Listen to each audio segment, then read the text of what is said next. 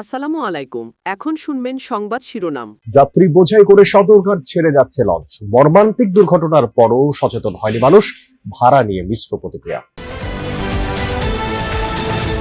ইরানের গোয়েন্দা বিষয়ক মন্ত্রীকে হত্যা করল ইসরায়েল। গ্যাস ক্ষেত্রে হামলার জবাবে উপসাগরীয় দেশগুলোর জ্বালানি স্থাপনায় হামলার হুমকি তেহরানের।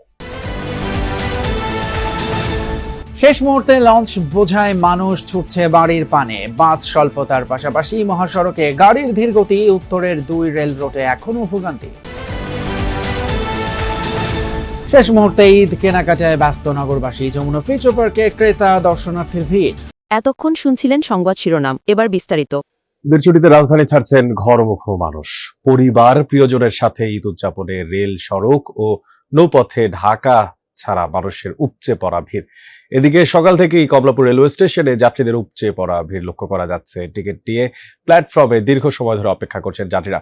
নির্ধারিত সময়ে ট্রেন ছাড়ার কথা থাকলেও দূরপাল্লার ট্রেনগুলো আধা ঘন্টার বেশি সময় বিলম্ব করে প্ল্যাটফর্ম ছেড়ে যাচ্ছে।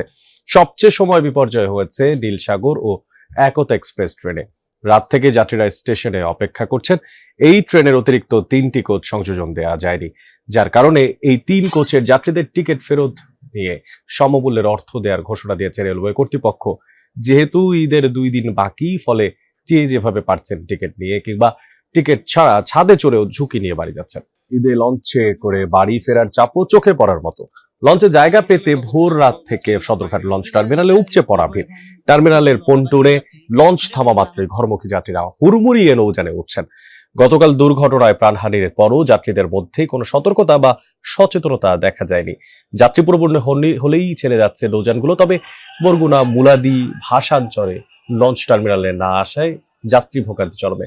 ভোর থেকে অপেক্ষায় হাজারো ঘরমুখ মানুষ বলছেন, কিছুটা কষ্ট হলেও পরিবারের সাথে ঈদ উদযাপনে স্বস্তির। তুলনামূলক আরামদায়ক যাত্রা, তাই যাত্রীদের লঞ্চ ভ্রমণ পছন্দ। এবার টার্মিনালে আসতে তেমন ভোগান্তি ছিল না বলে জানান যাত্রীরা। তবে লঞ্চের ভাড়া নিয়ে আছে মিশ্র প্রতিক্রিয়া। লঞ্চ আসবে বললাম 3-4 ঘন্টার বেশি হয়ে গেছে, তাও লঞ্চ আসার কোনো নাম নেই। কয়জনের কাছে আসছি? 10টা 11টা বাজে লঞ্চ আসার কথা, এখনো আসছে না। আমরা এই যে অনেক যাত্রী এইরকম হয়রানি হইতেছে। 7টা থেকে এখন মুলাদির লাইনের কোনো লঞ্চ নাই। আশায় বসে আছি কখন আসবে তা জানি না। প্রতিবার দেরি 12 ঘন্টা 14 ঘন্টা করে লাগে যাইতে। এবার কয় ঘন্টা লাগবে যাইতে? এখন অপেক্ষা করতেছি, কি করার আছে করার কিছু। গাবতলী বাস টার্মিনাল থেকে নির্ধারিত সময়। সৌদি আরব, কাতার, সংযুক্ত আরব আমিরাতের মতো উপসাগরীয় বিভিন্ন দেশের জ্বালানি স্থাপনা লক্ষ্য করে হামলার হুমকি দিয়েছে ইরান। এসব স্থাপনার আশপাশের লোকজনকে সরিয়ে নিতে সতর্ক বার্তা দিয়েছে তারা। ইরানের সবচেয়ে বড় গ্যাস ক্ষেত্র সাউথ পার্সে ইসরায়েলের হামলার পরই এসেছে এমন হুমকি। এদিকে ইসরায়েলের হামলায় নিহত হয়েছেন ইরানের গোয়েন্দা মন্ত্রী ইসমাইল খতিব। দাও দাও আগুনে জ্বলছে ইরানের সবচেয়ে বড় গ্যাস ক্ষেত্র সাউথ পার্স। বুধবার যুক্তরাষ্ট্রের অনুমোদন ও সমন্বয়ে ইসরায়েলের হামলার শিকার হয় জ্বালানি স্থাপনাটি। এর জবাবে কড়া হুঁশিয়ারি এসেছে তেহরানের পক্ষ থেকে। সৌদি আরব, কাতার ও সংযুক্ত আরব আমিরাতের পেট্রোকেমিক্যাল স্থাপনায় হামলার হুমকি দিয়েছে তারা। আশেপাশে অবস্থানরত সবাইকে সরে যেতে দিয়েছে সতর্কবার্তা। এদিকে ইরানের গোয়েন্দা মন্ত্রী ইসমাইল খতিবকে হত্যা করেছে ইসরায়েল। এ তথ্য নিশ্চিত করেছেন দেশটির প্রেসিডেন্ট মাসুদ পেজেশকিয়ান। এ নিয়ে দুদিনে 3 শীর্ষ নেতাকে হারালো তেহরান। এছাড়া যৌথ হামলার শিকার হয় হরমুজ প্রণালী সংলগ্ন ইরানের মিসাইল কেন্দ্র। ছোড়া হয় বাংকার ব্লাস্টার বোমা। পাশাপাশি টার্গেট করা হয় ইরানের বিভিন্ন সামরিক ঘাঁটি এবং কমান্ড সেন্টার। হামলা হয় বুশেহের পরমাণু কেন্দ্রেও। পাল্টা জবাব দিয়ে যাচ্ছে তেহরানও। মঙ্গলবার রাতভর ইসরায়েলি ভূখণ্ড লক্ষ্য করে দফায় দফায় ক্ষেপণাস্ত্র হামলা চালায় ইরানের সামরিক বাহিনী। এতে ব্যবহৃত হয় ক্লাস্টার ওয়ারহেড। এখনো ইসরায়েলের বিভিন্ন স্থানে অব্যাহত রয়েছে আইআরজিসির হামলা। সংযুক্ত আরব আমিরাত জানিয়েছে, ইরানের ছোড়া অন্তত 13টি ব্যালিস্টিক মিসাইল ও 27টি ড্রোন প্রতিহত করেছে তারা। যুদ্ধ শুরুর পর থেকে এ পর্যন্ত তেহরানের 2000-এর বেশি ক্ষেপণাস্ত্র ও ড্রোন মোকাবেলার দাবি করেছে আবুধাবি। ঈদের ছুটিতে রাজধানী থেকে বাড়ির পথ ধরা মানুষের খবর আরও বিস্তারিত জানবো। গতকালকে একটা মর্মান্তিক দুর্ঘটনার খবর পেয়েছি এবং দেখেছে সারা দেশ। আজকে নিশ্চয়ই একটু বাড়তি সতর্কতা কি দেখছেন কিনা, সব মিলে লঞ্চে যাত্রীদের ভিড় কেমন আর কি পরিস্থিতি?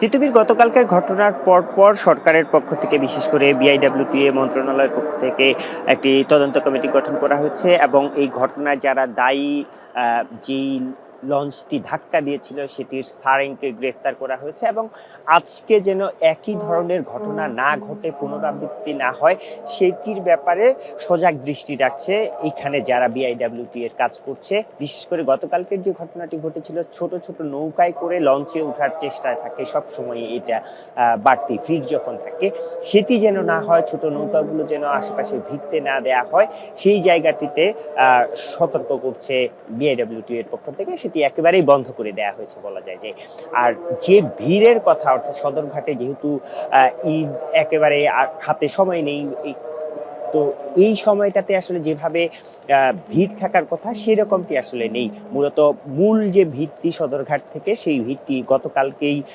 সবচেয়ে বেশি ছিল। আজকে সকাল থেকেও টুকটাক মানুষ গিয়েছে, কিন্তু এখন যেহেতু একটা 7টার মধ্যে লঞ্চগুলো ছেড়ে দেওয়ার একটা বাধ্যবাধকতা রয়েছে, সেই কারণে বেশিরভাগ যাত্রী কিন্তু লঞ্চগুলোতে, এখন ঘাটে যেই লঞ্চগুলো রয়েছে সেই লঞ্চগুলোতে উঠে পড়েছেন এবং শেষ, অর্থাৎ লঞ্চগুলো এখান থেকে ছেড়ে যাওয়ার যে প্রস্তুতি, সেই প্রস্তুতিটি এখন চলছে।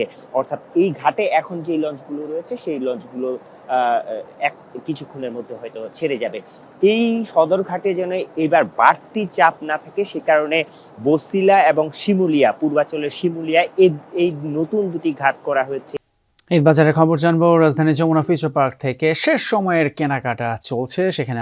আসলে তিতুমির একদমই শেষ সময়, যেহেতু আগামীকালকের দিনটি খালি হাতে বাকি, তাই একদম শেষ সময় আসলে প্রসাধনীর শেষ অংশটুকু যেটুকু বাকি আছে কেনাকাটার, সেটির দিকে আসলে মানুষের বেশি ঝোঁক। যেমন অনেকে পোশাক কিনেছেন, পোশাকের সঙ্গে একটু মিলিয়ে জুতা কেনা বা একটু মিলিয়ে অন্যান্য ব্যাগ বা অন্যান্য সামগ্রী কেনা, অনেকে বিভিন্ন ধরনের প্রসাধনী কিনছেন, সেই সমস্ত দিকে, অর্থাৎ শেষ দিকের কিছু কিছু জিনিস কেনা বাকি আসলে অনেকেরই আছে, সেগুলোই তারা কিনছেন। এবং একই সঙ্গে অনেকেই আছেন এখানে যারা ভিড় কমাতে বা কম ভিড়ের মধ্যে আসলে কেনাকাটা করতে স্বাচ্ছন্দ্য বোধ করেন, এজন্য একদম শেষ মুহূর্তে এসে মূল যে কেনাকাটা সেটাও করছেন এবং সেই জায়গা থেকে আসলে যমুনা ফিউচার পার্কেকেই কিন্তু তারা বেছে নিচ্ছেন, কারণ শেষ মুহূর্তের কেনাকাটায় হাতে কিন্তু সময়ও খুব কম এবং সেই সময়ের মধ্যে সমস্ত কেনাকাটা একসঙ্গে সেরে ফেলতে, সবার জন্য পরিবারের কেনাকাটা করতে এই ফিউচার পার্কে এক ছাদের নিচে সমস্ত ব্র্যান্ডের পণ্য পেয়ে আসলে ক্রেতারাও ভীষণভাবে উপকৃত হচ্ছেন। শুধুমাত্র যে পোশাক কিংবা প্রসাধনী সামগ্রী তাই নয়, কাঁচা বাজারও করে নিচ্ছেন কেউ কেউ এই সুযোগে, যেহেতু হোলসেল আছে এবং একই সঙ্গে অন্যান্য যে বাজার আছে যমুনা ফিউচার পার্কের মধ্যে, ফলে শেষ মুহূর্তেও কিন্তু মধ্যরাত পর্যন্ত এই জমজমাট কেনাকাটা চলবে। সোমায়া ওশি জানাচ্ছিলেন যমুনা ফিউচার পার্ক থেকে ঈদ বাজারের সবশেষ আপডেট। ধন্যবাদ আপনাকে।